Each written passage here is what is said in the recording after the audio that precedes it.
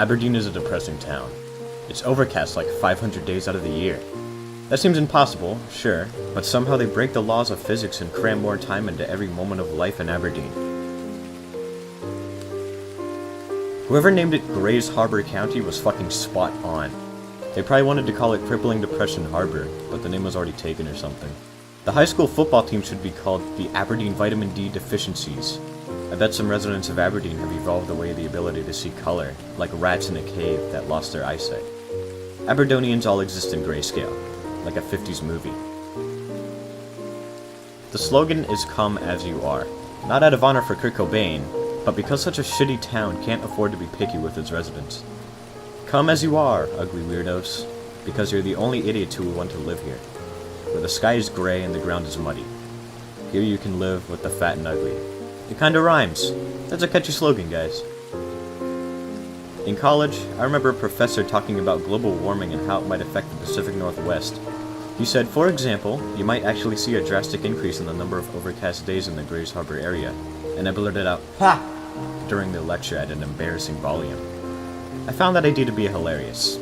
In 100 years, instead of being brought better weather by a warming planet, Aberdeen might get even worse, ironically.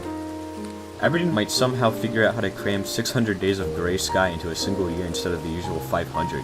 If the trend continues, eventually all time will slow to a trickle, and Aberdeen will exist in a bubble where there is only one single endless day, stretching on forever with no fucking sun in the sky. The time dilation is already happening. That's why everyone in Aberdeen dresses and acts like it's still the 1990s. That's why the median income hasn't changed since the 60s. They might indeed be stuck in the 90s for all time to come. The heat death of the universe will occur, and there will still remain Aberdeen, Washington, where some mopey, pasty guy will be driving to work in the rain, stuck behind a string of logging trucks and tours, on the way to somewhere better. He's listening to grunge music on his tape player and thinking, holy shit, I can't wait to leave this goddamn town. Anyway, so that's my theory on why Kurt Cobain killed himself. He grew up in Aberdeen, which means that while he appeared to be 27 years old when he died, he actually was closer to 300 years old. Suicide is a deeply rooted pastime of Aberdeen. It's practically a local tradition. It's fucking nuts. I'm too lazy to Google this, but I would bet money that the scientists who figured out that vitamin D is linked to depression had gained that insight after passing through Aberdeen and just observing people. He said, holy shit, look at how white and sad that guy is. I think sunlight keeps you from depression somehow. The college, I shit you not, has a mascot named Charlie Choker. I suppose it's better than Dangling Dan or Shotgun Face Sammy, but still.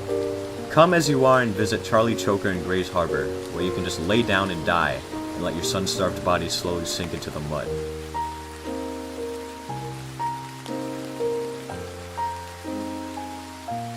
Don't get me wrong, Aberdeen also has other notable characteristics. For example, it also has had a lot of murders.